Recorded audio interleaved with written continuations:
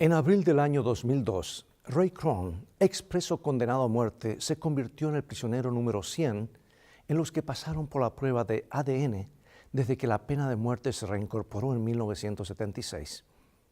Krohn había pasado más de 10 años en la cárcel por un asesinato que no cometió.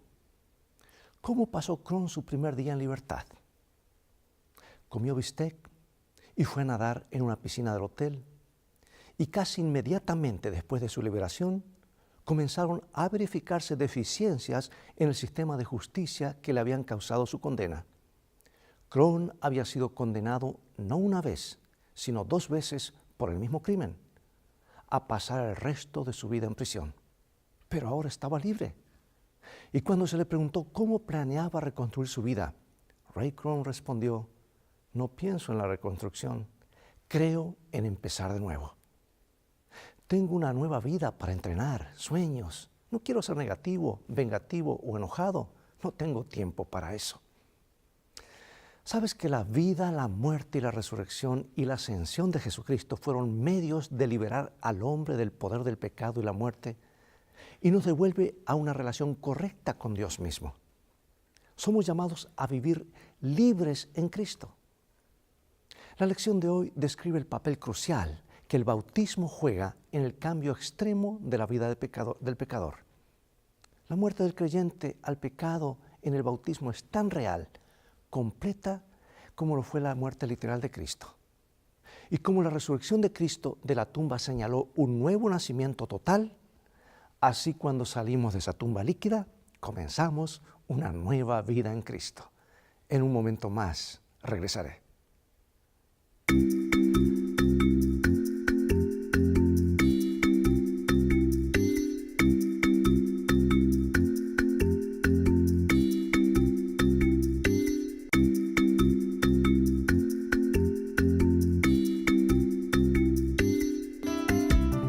Lecciones de Vida, un estudio semanal de las lecciones de la Escuela Sabática.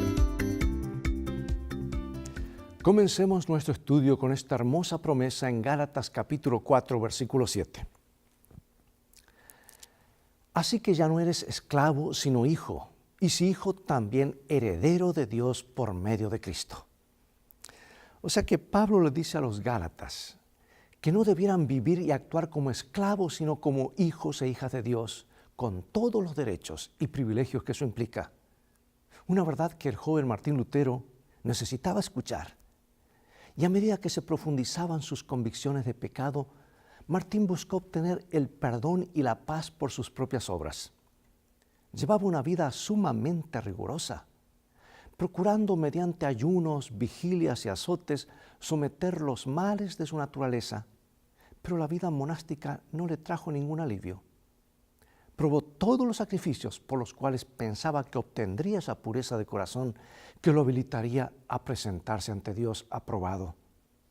Y más tarde, al mirar hacia atrás, reconoció que era un monje piadoso que seguía estrictamente las reglas de su orden, pero que aún así no encontraba paz interior. Si alguna vez un monje se pudiese ganar el cielo gracias al monasterio, ese debería haber sido yo, dijo una vez. Pero no funcionó para él, porque posteriormente, recién cuando comenzó a entender la verdad de la salvación en Cristo, tal como se revela en Gálatas, que fue el libro que cambió su vida, pudo empezar a tener algún tipo de libertad espiritual y esperanza para su propia alma. Y como resultado, nuestro mundo nunca volvió a ser el mismo. Veamos cómo nos ayuda este texto a entender cuál es nuestra relación con la ley ahora que hemos sido redimidos por Jesús. Gálatas 3, 25 y 26. Nos dice así: pero venida la fe, ya no estamos bajo layo, pues todos sois hijos de Dios por la fe en Cristo Jesús. La palabra pues aquí indica que Pablo ve una conexión directa entre este versículo y el anterior. Y al igual que el hijo de un amo estaba bajo la tutela de un pedagogo solamente mientras fuera menor, Pablo está diciendo que aquellos que vienen a Cristo por la fe ya no son menores, Su relación con la ley ha cambiado porque ahora son hijos adultos de Dios. Sabes que el término hijos, por supuesto, no es exclusivo para los varones. Pablo obviamente incluye a las mujeres en esta categoría. Y la razón por la que usa el término hijos en masculino es porque tenía en mente la herencia familiar que se transmitía al descendiente varón, junto con el hecho de que la frase hijos de Dios era la designación especial del antiguo Israel en el Antiguo Testamento. En Cristo los gentiles ahora también disfrutan de una relación especial con Dios que había sido excluida para ellos en el pasado y que Israel se sentía como exclusivista de ella. Bueno, tal vez te preguntes, ¿qué tiene el bautismo que lo convierte en un evento tan significativo? Pues veamos los siguientes versículos. Gálatas 3, 27, 28. Porque todos los que habéis sido bautizados en Cristo, de Cristo estáis revestidos. Y ya no hay judío ni griego, no hay esclavo ni libre, no hay varón ni mujer, porque todos vosotros sois uno en Cristo Jesús. Y ahora tenemos en 1 San Pedro capítulo 3, versículo 21, donde el apóstol Pedro también habló acerca del bautismo y dijo: el bautismo que corresponde a esto ahora nos salva, no quitando las inmundicias de la carne, sino como la aspiración de una buena conciencia hacia Dios por la resurrección de Jesucristo. Tanto Pablo como Pedro aquí consideran que el bautismo es una decisión radical para unir nuestra vida con Cristo. Y en Romanos 6, él describe el bautismo simbólicamente como una unión con Jesús, tanto en su muerte como en su resurrección. Y nuestra unión con Cristo, simbolizada por medio del bautismo, significa que lo que es una realidad en Cristo también lo es en nosotros. Lo que ocurre a Él, ocurre ahora a nosotros. Y dado que Cristo es el linaje de Abraham como coherederos de Cristo, ahora los creyentes también son herederos de todas las promesas del pacto que fue hecho a Abraham y sus descendientes. Ahora, detente a pensar qué es lo que en realidad es Cristo en nosotros. ¿Qué es lo que es? ¿Qué es tener Cristo en mí, como dice el apóstol? ¿Cómo debiera afectar cada aspecto de nuestra existencia esa verdad maravillosa de que ahora somos una nueva criatura? Después de comparar nuestra relación con Dios como la de hijos y herederos, ahora Pablo se explaya en esta metáfora al incluir el tema de la herencia. Y la terminología de Pablo evoca una situación en la que el dueño de una gran hacienda ha muerto, dejando toda su propiedad a su hijo mayor. Sin embargo, su hijo aún es menor. Y como suele suceder con los testamentos aún hoy, el testamento del padre estipula que su hijo debe estar bajo la supervisión de tutores y curadores hasta que alcance la madurez. Aunque legalmente es el dueño de la hacienda de su padre, al ser menor, en la práctica es poco más que un esclavo. Y la analogía de Pablo es similar a la del pedagogo en Gálatas 3:24. Pero en este caso el poder de los mayordomos y administradores es muy superior y mucho más importante, porque son responsables no solamente de la crianza del hijo del amo, sino que también están a cargo de todos los asuntos financieros y administrativos hasta que el hijo sea lo suficientemente maduro como para asumir esas responsabilidades por sí mismos. Y ahora nos movemos a Gálatas capítulo 4, versículos 1 al 3, y leemos lo siguiente. Pero también digo, entre tanto que el heredero es niño, en nada difiere del esclavo, aunque es señor de todo, sino que está bajo tutores y curadores hasta el tiempo señalado por el Padre. Así también nosotros, cuando éramos niños, estábamos en esclavitud bajo los rudimentos del mundo. Bueno, tú dirás, ¿qué es esto de los rudimentos del mundo? Pablo está diciendo que el periodo del Antiguo Testamento, con sus leyes y sacrificios, era meramente un evangelio elemental que esbozaba las bases de la salvación. Por lo tanto, por más importantes e instructivas que fueran las leyes ceremoniales para Israel, solamente eran una sombra de lo que había de venir. Y nunca tuvieron la intención de ocupar el lugar de Cristo. Ajustar nuestra vida en torno a estas normas en vez de a Cristo es como querer retroceder en el tiempo. Y para los Gálatas, regresar a esos elementos básicos después de que Cristo ya había venido, era como si el hijo adulto, en la analogía de Pablo, quisiera volver a ser menor. ¿Captas tú el significado? Bueno, a continuación, el apóstol pasa a explicar qué hizo Dios para alcanzarnos y hacernos herederos. Gálatas 4:4, y leo. Pero cuando vino el cumplimiento del tiempo, Dios envió a su Hijo, nacido de mujer y nacido bajo la ley. Bueno, este es uno de los informes más sucintos del Evangelio en las Escrituras. La venida de Jesús a la historia humana no fue un accidente. Dios envió a su Hijo. O sea, fue algo planificado, algo intencional, algo que fue planificado desde la fundación del mundo. En otras palabras, Dios tomó la iniciativa en nuestra salvación. Y el uso que hace Pablo de la palabra cumplimiento indica el papel activo de Dios en llevar a cabo su propósito en la historia humana. Jesús no vino en cualquier momento, vino en el momento preciso que Dios había preparado. Y sabes que desde una perspectiva histórica, a esa época que él llegó, el que yo se la conoce como la Pax Romana, o sea, la paz romana, un periodo de unos 200 años de relativa estabilidad y paz en todo el Imperio Romano. La conquista del mundo mediterráneo por parte de Roma trajo paz, por lo menos aparentemente, un idioma común, medios favorables para viajar, o sea, todo estaba preparado para que de alguna manera el Evangelio fuese a todo el imperio. Y una cultura común que facilitaría el esparcimiento rápido del Evangelio. Desde una perspectiva bíblica, también marcó el momento en el que Dios había fijado la venida del Mesías prometido.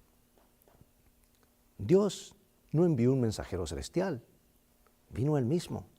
No te envió un correo electrónico ni un Facebook, no te envió un email, Él vino en persona. Cuán importante es el trato personal de unos con otros, ¿verdad? Vino Él mismo. Aunque era el Hijo divino y preexistente de Dios, Jesús también fue nacido de mujer. Aunque el nacimiento virginal está implícito en esta frase, esta afirma de manera más específica su auténtica humanidad. Porque dice la frase nacido bajo la ley, indica que no solamente el legado judío de Jesús se lo indica allí, sino que también incluye el hecho de que cargó con nuestra condenación.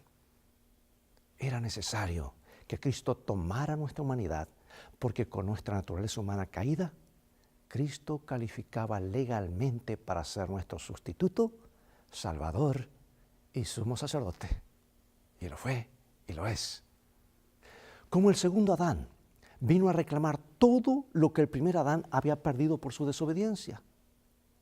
Y por su obediencia cumplió perfectamente las demandas de la ley y así redimió el trágico fracaso de Adán. Y por su muerte en la cruz, cumplió con la justicia de la ley que requería la muerte del pecador. Y así obtuvo el derecho de redimir a todos los que se acercan a Él con verdadera fe y entrega. Alabado sea el Señor por esto. Más adelante en su carta, el apóstol habla de los privilegios de la adopción. Leo en Gálatas capítulo 4, versículos 5 al 7, y dice así: para que redimiese a los que estaban bajo la ley, a fin de que recibiésemos la adopción de hijos. Y por cuanto sois hijos, Dios envió a vuestros corazones el Espíritu de su Hijo, el cual clama, Abba, Padre. Así que ya no eres esclavo, sino hijo, y si hijo, también heredero de Dios por medio de Cristo. ¡Qué maravillosa promesa! Reclámala, es tuya y es para mí, y lo que Dios te ha dado no permitas que el diablo te lo robe. Ya nos ha robado mucho. Debiéramos aprender que después de casi 6,000 años el diablo es un mentiroso. Cuando el Señor te dice, les di mis sábados, no permita que el diablo te lo robe porque es el regalo de Dios para ti. No aceptes un sustituto. Y aquí, amigo y amiga, la palabra redimir significa comprar otra vez. y se refería al precio que se pagaba por comprar la libertad de un rehén o esclavo. Y como lo indica el contexto, la redención implica un contexto negativo, o sea, que una persona está en necesidad de ser liberada, pues si no, no hay rescate. Pero pregunto, ¿de qué necesitamos liberación? Sabes, el Nuevo Testamento presenta 4 cosas, entre otras. Necesitamos liberación, en primer lugar, del diablo y sus engaños. Número 2, liberación de la muerte. ¿Es lo importante? Sí, el mayor enemigo es la muerte. Número 3, necesitamos liberación del poder del pecado que nos esclaviza por naturaleza. Y 4, liberación de la condenación de la ley. Pero Pablo también habla de adopción. Es el único autor del Nuevo Testamento que usa esta palabra, porque la adopción era un procedimiento legal muy conocido en el mundo greco-romano. Varios emperadores romanos, durante la época de Pablo, utilizaron la adopción como medio para elegir a un sucesor cuando no tenían ningún heredero legal. Y la adopción garantizaba varios privilegios. Veamos un comentario del Dr. Derek Moore Crispin comentando acerca de Gálatas, y dice lo siguiente: el hijo adoptado se convierte en el hijo verdadero de quien lo adopta. Eso es número 1. Y número 2, el adoptante acepta criar al hijo como es debido y atender a sus necesidades de alimento y abrigo. 3, el adoptante no puede repudiar a su hijo adoptado. 4, el hijo no puede ser reducido a la esclavitud. 5, los padres naturales del hijo no tienen derecho a reclamarlo. 6, la adopción establece el derecho a la herencia. Resume mucho lo que dice San Pablo aquí, en el contexto de lo que ocurría en el Imperio Romano. Si estos derechos están garantizados a nivel terrenal, imagina cuántos mayores son los privilegios que tenemos como hijos adoptados por Dios. Y pregunto, ¿disfrutas de esa clase de cercanía íntima con Dios en tu propia vida? ¿Reclamas a Dios de que eres heredero? ¿Estás gozando anticipadamente de ese momento cuando será restaurada todas las cosas, nuestra herencia en su totalidad? Ahora, si somos herederos, ¿por qué revertir eso y volver a la esclavitud? Es lo que dice Pablo. Esa es la gran pregunta y la preocupación del apóstol. Vamos ahora a varios versículos. Gálatas 4, 8 al 20. Sígueme, por favor. Ciertamente, en otro tiempo, no conociendo a Dios, servíais a los que por naturaleza no son dioses. Mas ahora, conociendo a Dios, o más bien siendo conocidos por Dios, ¿cómo es que os volvéis de nuevo a los débiles y pobres rudimentos a los cuales os queréis volver a esclavizar? ¿Guardáis los días, los meses y los tiempos y los años? Me temo de vosotros que haya trabajado en vano con vosotros. Os ruego, hermanos, que os hagáis como yo, porque yo también me hice como vosotros. Ningún agravio me habéis hecho. Pues vosotros sabéis que a causa de una enfermedad del cuerpo os anuncié el Evangelio al principio, y no me despreciasteis ni desechasteis por la prueba que tenía en mi cuerpo, antes bien me recibisteis como a un ángel de Dios, como a Cristo Jesús. ¿Dónde, pues, está esa satisfacción que experimentabais? Porque os doy testimonio de que si hubieseis podido, os hubierais sacado vuestros propios ojos para dármelos. ¿Me he hecho, pues, vuestro enemigo por deciros la verdad? Tienen celo por vosotros, pero no para bien, sino que quieren apartaros de nosotros para que vosotros tengáis celo por ellos. Bueno es mostrar celo en lo bueno siempre, y no solamente cuando estoy presente con vosotros, hijitos míos, por quienes vuelvo a sufrir dolores de parto, hasta que Cristo sea formado en vosotros. Quisiera estar con vosotros ahora mismo y cambiar de tono, pues estoy perplejo en cuanto a vosotros. Pablo aquí está muy preocupado y dice las cosas claramente, y yo agradezco que lo haya dicho así, porque esto nos trae un mensaje para nuestros días, cuando tanta gente hoy se está desviando, siguiendo la luz de gente que anda a la luz de sus propias chispas, cuando Dios está guiando una iglesia, un cuerpo por el cual creó el cual murió por él, que es su iglesia. Y Pablo no describe la naturaleza exacta de las prácticas religiosas de los Gálatas, pero evidentemente tiene en mente un sistema falso de adoración que llevó a una esclavitud espiritual. De hecho, lo considera tan peligroso y destructivo que escribió esta carta tan apasionada, advirtiendo a los Gálatas que lo que estaban haciendo era como renunciar a la condición de hijos y hacerse esclavos. ¿Cuán astuto es el diablo? A lo bueno uno hace llamar malo, a lo malo uno hace llamar bueno. Y a veces las personas piensan que están haciendo una decisión correcta al dar la espalda a Dios y a su plan de salvación. ¿Sabes que muchos han interpretado la referencia de Pablo a los días, los meses, los tiempos y los años como una objeción no solamente contra las leyes ceremoniales, sino también contra el sábado? Sin embargo, esta interpretación excede la evidencia. En primer lugar, si Pablo realmente deseaba desestimar el sábado y otras prácticas judías específicas, resulta claro por Colosenses 2:16 que fácilmente las podría haber identificado por nombre. En segundo lugar, Pablo deja en claro que lo que estaban haciendo los Gálatas, sea lo que fuere, los ha llevado de la libertad en Cristo a la esclavitud. Si la observancia del sábado semanal somete a esclavitud a un ser humano, entonces el mismo Creador se sometió a esa esclavitud cuando observó el primer sábado que hubo en el mundo. Entonces Jesús pudo haber llamado a la gente a la esclavitud al decir que guarden el sábado. Además, ¿por qué Jesús no solo guardó el sábado, sino también lo enseñó a todos los demás cómo guardarlo? Si su observancia adecuada estuviera privando de alguna manera a las personas de la libertad que tienen en Él.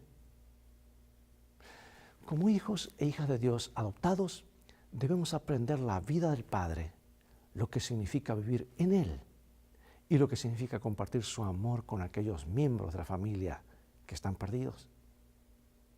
Hay gente que está luchando ahora mismo, fuera y dentro de la iglesia. ¿Cómo podemos aplicar las verdades y el mensaje de esperanza, de ser herederos, aprendidos hoy, a personas como estas? Por ejemplo, alguien envió el siguiente grito pidiendo ayuda a un cristiano en un sitio web. Escribió: a veces siento que Dios está a una galaxia de distancia de mí. Supongo que mis pecados pasados me siguen inquietando. Parece que no puedo olvidarlos. Y cuando pienso que están bajo control y no voy a cometerlos de nuevo, ¡boom! Ahí va de nuevo. Me complico más. Es como si el diablo se mofara de mí. ¿Podrás salir? No, no puedes, dice él. A veces me siento así, que me he hundido tan bajo, tan lejos de la gracia de Dios, que no puedo volver. Sé que no es cierto, que Dios conoce donde quiera que estés, pero a veces me pregunto si Él realmente me escucha. Hay personas en este mismo momento que se sienten solas, desahuciadas, pensando que Dios se ha olvidado de ellos. Pero déjame leerte esta hermosa promesa, maravillosa promesa de este librito que después de la Biblia, el libro El conflicto de los siglos, El camino a Cristo, es el mejor manual de terapia espiritual. Página 100. Dice: presentad a Dios vuestras necesidades, gozos, tristezas, cuidados y temores. No podéis agobiarlo ni cansarlo. El que tiene contados los cabellos de vuestra cabeza no es indiferente a la necesidad de sus hijos, porque el Señor es muy misericordioso y compasivo. Su amoroso corazón se conmueve por nuestras tristezas y aún por nuestra presentación de ellas. Llevadle todo lo que confunda vuestra mente. Ninguna cosa es demasiado grande para que Él no la pueda soportar. Él sostiene los mundos y gobierna todos los asuntos del universo. Ninguna cosa que de alguna manera afecte nuestra paz es tan pequeña que Él no la note. No hay en nuestra experiencia ningún pasaje tan oscuro que Él no pueda leer, ni perplejidad tan grande que Él no pueda desenredar. Ninguna calamidad puede acaecer al más pequeño de sus hijos. Ninguna ansiedad puede asaltar el alma, ningún gozo alegrar, ninguna oración sincera escaparse de los labios sin que el Padre Celestial esté al tanto de ello, sin que tome en ello un interés inmediato. Él sana a los quebrantados de corazón, y venda sus heridas. Las relaciones entre Dios y cada una de las almas son tan claras y plenas como si no hubiese otra alma por la cual hubiera dado a su Hijo amado. Amigos, esta cita es inspiradora. Y ahora, para finalizar, algunas preguntas de reflexión. Piensa un poco en la idea de lo que significa y lo que no significa ser como niños en nuestro caminar con el Señor. ¿Qué aspecto de los niños debemos imitar con respecto a nuestra fe y nuestra relación con Dios? ¿Qué tienen los seres humanos que los hacen tan temerosos de la idea de la gracia, la salvación solo por fe? ¿Por qué será que muchas personas preferían intentar lograr la salvación por sus propios medios, si fuera posible? Amigo y amiga, en Cristo hemos sido adoptados en la familia de Dios como sus hijos e hijas. Como hijos de Dios, tenemos acceso a todos los derechos y privilegios que conlleva una relación de familia como esa. Relacionarnos con Dios solo sobre la base de reglas y normas sería necio. Sería como un hijo que desea renunciar a su posición y herencia para convertirse en esclavo. Vivamos ahora, te lo ruego en el nombre del Señor, por fe, como hijos y herederos, porque pronto será una realidad. Pronto nos será devuelto todo lo que perdimos en el Edén y mucho más. Acompáñame en oración. Padre Celestial, gracias porque en tu palabra nos traes esperanza. Nos mencionas claramente de que hemos cambiado de dueño a través del bautismo. Ahora pertenecemos al Padre, al Hijo y al Espíritu Santo. Y en ese momento del bautismo tú declaras, este es mi Hijo. Y anotas nuestro nombre en el libro de la vida para vida eterna. Ahora somos herederos. ¡Qué privilegio! ¡Qué responsabilidad! Pero lo interesante es que tú quieres que seamos instrumentos para llevar a otros este mensaje, que otros también sean herederos y acepten ser hijos de Dios. Pido que el Espíritu Santo se mueva en cada corazón, en aquellos que están estudiando estas lecciones de vida, en aquellos que aún no te conocen, llévalas a tu verdad y úsanos como tus instrumentos en el nombre de Jesús. Amén. Al vivir la vida en Cristo, somos llamados hijos de Dios. Nos dirigimos al Padre con amor e intimidad, con todos los derechos de herederos de Cristo por sus méritos y no por los nuestros. Es todo el tiempo que tenemos por hoy. Ha llegado el momento de despedirnos. Será hasta un próximo programa de Lecciones de Vida. Dios te bendiga y te guarde. Y recuerda, tú vales mucho para Jesús. Él te ama más de lo que puedes imaginar.